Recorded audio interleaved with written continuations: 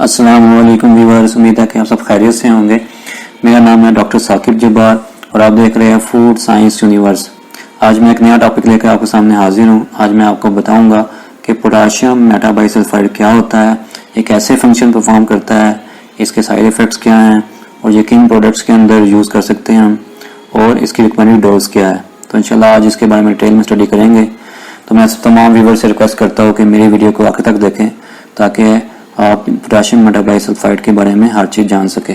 चलिए स्टार्ट करते हैं। पोटाशियम मेटाबाइसल्फाइड बेसिकली KMS के नाम से मशहूर है, इसको एब्रिविएट करते हैं KMS से। और पोटाशियम मेटाबाइसल्फाइड ये एक फूड प्रिजर्वेटिव है और ये फूड के अंदर दो फंक्शन परफॉर्म करता है। एक तो फूड के कलर को प्रिजर्व करता है और दूसरा फूड को माइक्रोब से प्रोटेक्ट करता है, यानी माइक्रोब से बचाता है, जैसे बैक्टीरिया, यीस्ट एंड मोल्ड है, इससे यानी ये प्रिजर्व करता है। पोटाशियम मेटाबाइसल्फाइड बनता कैसे है कि जब सल्फर डाइऑक्साइड और पोटाशियम हाइड्रोक्साइड मिलते हैं तो पोटाशियम मेटाबाइसल्फाइड बनता है। और पोटाशियम मेटाबाइसल्फाइड ये basically white crystalline powder form में होता है और इसकी जो ऑर्डर होती है सल्फर टाइप होती है, यानी पंजेंट इसकी ऑर्डर होती है कि जब आप इसको सूंघे तो आपको चुभन सी महसूस होती है। और ये पानी के अंदर इजली सोल्यूबल है। और यहाँ पे एक चीज़ ध्यान में रखें कि पोटाशियम मेटाबाइसल्फाइड एसिडिक फूड्स के अंदर अच्छा फंक्शन परफॉर्म करता है, यानी जिन फूड की pH लेस देन 4.6 है उन फूड के अंदर ये मैक्सिमम फंक्शन परफॉर्म करेगा। ये आपकी फूड उस फूड को जो एसिडिक है उसको प्रिजर्व करेगा। अब मैं बताता हूँ कि पोटाशियम मेटाबाइसल्फाइड काम कैसे करता है। कि जब हम पोटाशियम मेटाबाइसल्फाइड फूड के अंदर डालते हैं, किसी फूड के अंदर डालते हैं, तो पोटाशियम मेटाबाइसल्फाइड डिकम्पोज हो जाता है और इससे यानी सल्फर डाइऑक्साइड बनती है। और सल्फर डाइऑक्साइड की वजह से क्या होता है कि जितने माइक्रोब्स हैं वो किल हो जाते हैं और जिसकी वजह से आपकी फूड प्रिजर्व हो जाती है। और दूसरा फंक्शन क्या करता है KMS कि ये स्ट्रॉन्ग एंटीऑक्सीडेंट है और ऑक्सीडेशन को रोकता है और जिसकी वजह से आपके फूड का कलर प्रिजर्व हो जाता है और फ्लेवर भी प्रिजर्व हो जाता है। अब मैं आपको पोटाशियम मेटाबाइसल्फाइड के हार्मफुल साइड इफेक्ट्स बताता हूँ कि 3 बेसिकली इसके साइड इफेक्ट्स हैं। कि इससे आपकी आंखों में जलन सी महसूस होती है या आपकी आंखें डैमेज भी हो सकती है और स्किन आपकी रेड हो जाती है और आपको स्किन पे इरिटेशन सी होती है, आप बार बार खारिश करते हैं और सांस लेने में भी आपको मसला होता है। तो बेसिकली 3 साइड इफ़ेक्ट है पोटाशियम मेटाबाइसल्फाइड के। अगर आप खुदा न खास्ता अनप्रोसेस जो रॉ फॉर्म में पोटाशियम मेटाबाइसल्फाइड है उससे एक्सपोज हो जाते हैं तो फिर डॉक्टर से रजू करें, या फिर तौर पर आप यूँ भी कर सकते हैं कि 15 मिनट के लिए अपनी आंखों को पानी से धोएं और अगर स्किन के ऊपर कोई मसला हो रहा है, आपको इरिटेशन हो रही है, तो स्किन को पानी से वॉश कर लें ताकि उस पर जो रेजिड्यूज है पोटाशियम मेटाबाइसल्फाइड के वो रिमूव हो जाए। अब कुछ इंपॉर्टेंट चीज़ें मैं KMS के बारे में बताता चलूँ आपको। KMS जिन प्रोडक्ट्स के अंदर हम यूज़ करते हैं कोशिश करें कि उन प्रोडक्ट्स को आप 1 वीक के बाद यूज़ करें ताकि आप जो उसके साइड इफ़ेक्ट्स हैं उनसे महफूज रह सकें, क्योंकि 1 वीक के बाद जो SO2 है वो डिजोल्व हो जाती है आपके प्रोडक्ट के अंदर और वो इतनी यानी डेंजरस नहीं होती कि आप ऐसा डालने के बाद उसको यूज़ कर रहे हो। तो इसलिए कोशिश करें कि जहाँ भी जिन प्रोडक्ट्स के अंदर हम KMS यूज़ करें उसको 1 वीक के बाद यूज़ करें उन प्रोडक्ट्स को। और एक और बड़ी इंपॉर्टेंट चीज़ है कि मैंने पहले ही बताया कि KMS एसिडिक फूड के अंदर अच्छा फंक्शन परफॉर्म करती है। तो अगर आपकी फूड प्रोडक्ट जो बना रहे हैं या फूड जो आपकी उसकी अगर pH कम है या pH ज़्यादा है, वो एसिडिक नहीं है, तो आप कोशिश करें इसमें सिट्रिक एसिड डाल दें ताकि उसकी pH लो हो जाए और KMS प्रॉपर फंक्शन परफॉर्म कर सके। और अगर आप पल्प के अंदर पल्प को स्टोर करना चाहते हैं तो कोशिश करें जो रिकमेंडेड डोज है KMS से उससे डबल यूज़ करें। ठीक हो गया। और KMS ये भी ध्यान में रखें जो KMS है ना ये कलर को ब्लीच भी कर देता है, तो इसलिए जो कलर सेंसिटिव प्रोडक्ट्स हैं उनमें KMS यूज़ ना करें। जैसे फॉर एग्जांपल फालसा है, जामन है, शहतूत है, मलबरी वगैरह, इनके कलर सेंसिटिव होते हैं। उन सेंसिटिव कलर जिन प्रोडक्ट के सेंसिटिव कलर होते हैं उनमें KMS यूज़ ना करें। और एक बड़ी इंपॉर्टेंट चीज़ है कि KMS को जब भी हम किसी प्रोडक्ट में डालते हैं तो ठंडा करके डालते हैं। अगर यानी साथ साथ हम प्रोडक्ट को हीट भी कर रहे होंगे उसके अंदर KMS डाल देंगे तो क्या होगा कि SO2 जो गैस बननी है वो ड्यूरिंग हीटिंग वो रिलीव हो जाएगी हवा के अंदर, और जब प्रोडक्ट को आप पैक कर देंगे उसके बाद वो फंक्शन नहीं करेगी, उसके बाद आपका फूड ख़राब हो जाएगा।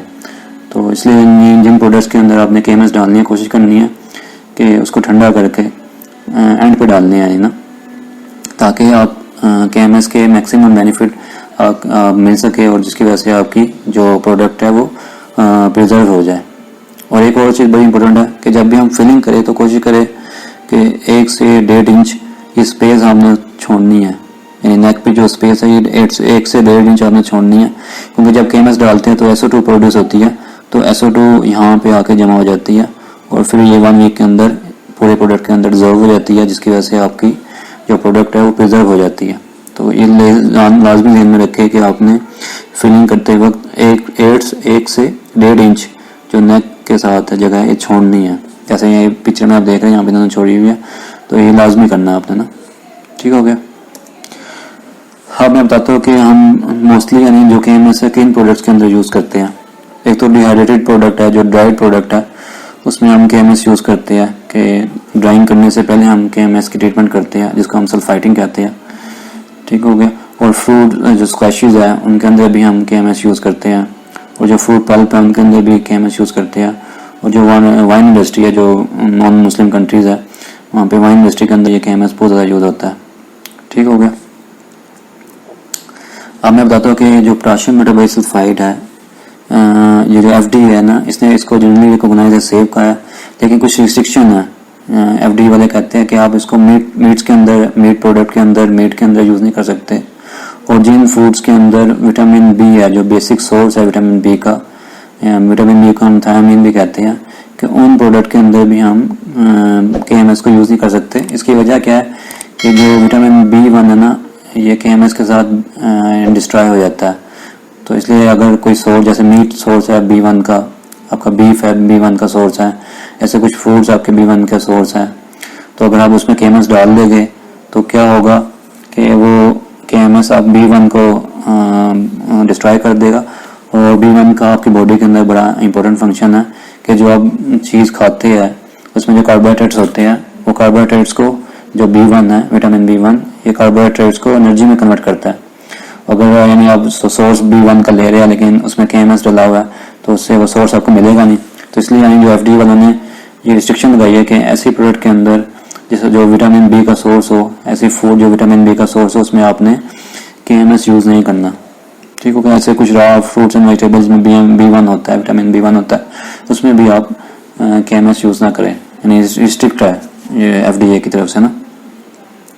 और जो रिकमेंडेड डोज है FDA की, जो पोटेशियम मेटाबोसल्फाइड की, ये 0.1% है, यानी 1 ग्राम पर kg आप किसी प्रोडक्ट के अंदर 1 ग्राम पर kg यूज़ कर सकते हैं। ये रिकमेंडेड डोज है। इससे ज़्यादा यूज़ करेगी तो नुकसानदेह होगा, और इससे कम यूज़ कर ले, या मैक्सिमम जो 0.1% है इससे ज़्यादा यूज़ ना करें।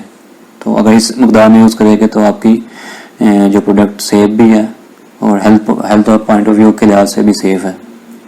बाकी जो अभी मैंने बताया कि ड्राइंग के अंदर भी हम KMS को यूज़ करते हैं। आप कैसे यूज़ करते हैं इसके बारे में मैंने एक डिटेल में वीडियो बनाई हुई है, मैं डिस्क्रिप्शन के अंदर यानी उसका लिंक भी दे दूँगा, तो आप वहाँ से क्लिक करके मेरी इस वीडियो को देखें। तो मैंने सन ड्राइंग का एक पूरी वीडियो बनाई हुई है उसके ऊपर, उसमें मैं सल्फाइडिंग को पूरी डिटेल में डिस्कस किया है। तो मैं इंशाल्लाह डिस्क्रिप्शन के अंदर लिंक दे दूँगा, आप वहाँ लिंक पे क्लिक करके मेरी इस वीडियो को देखें। तो यहाँ पे सिर्फ मैं आपको बताता हूँ कि आपने अगर किसी भी फ्रूट्स को या वेजिटेबल ड्राई करना है तो आपने सल्फाइडिंग कैसे करनी है। तो उसमें 1% सोल्यूशन बनाना है आपने KMS का। तो इसमें क्या करना है, 1% सोल्यूशन बना के, जैसे सोल्यूशन बना हुआ है उसमें आपने कोई भी फ्रूट काट के जिसकी आप ड्राइंग कर रहे हैं, अगर आपने उसको स्लाइसेस में काटा हुआ है तो 5 मिनट के लिए सोक कर दें उस सोल्यूशन के अंदर जो आपने KMS का बनाया है 1% सोल्यूशन। और अगर आपने उसके हर्ब्स यानी उसको ऐसे काटा हुआ है, जैसे ये तस्वीर में दिखा रहे हैं, ऐसे कटा हुआ है, 2 हिस्सों में काटा हुआ है इसको, तो उसको 15 मिनट के लिए सोक रहने दें। ठीक हो गया। तो 1% सोल्यूशन बनना कैसे KMS का, इसमें 10 ग्राम KMS लेके आपने उसको 1 लीटर के अंदर डिजोल्व कर देना, तो ये आपका 1% सोल्यूशन बन जाएगा। ठीक हो गया। और एक चीज़ ध्यान में रखें कि जब आपने इसको ट्रीट करना है KMS के ज़रिए, तो सोल्यूशन से निकाल के अपने फ्रूट को बाद में आपने इसको पानी के अंदर, जो सादा पानी है उसके अंदर, साफ पानी के अंदर 30 सेकंड के लिए डिप कर देना, ताकि जो इसके ऊपर जो रेजिड्यू रह गया KMS के वो रिमूव हो जाए। ठीक हो गया। इसके अंदर डिटेल में मैंने वीडियो बनाई हुई है, वो आप मेरे देख सकते हैं, इंशाल्लाह उससे आपको हर चीज़ क्लियर हो जाएगी। तो आज के लिए इतने काफ़ी है। उम्मीद है कि आपको मेरी वीडियो पसंद आई होगी, और मैं उम्मीद करता हूँ कि आप इस वीडियो को लाइक भी करेंगे, शेयर भी करेंगे। और आपसे ये गुजारिश है कि मेरे चैनल को भी सब्सक्राइब करें और बेल आइकन भी क्लिक कर दें ताकि फ्यूचर की वीडियो आपको मिलती रहे।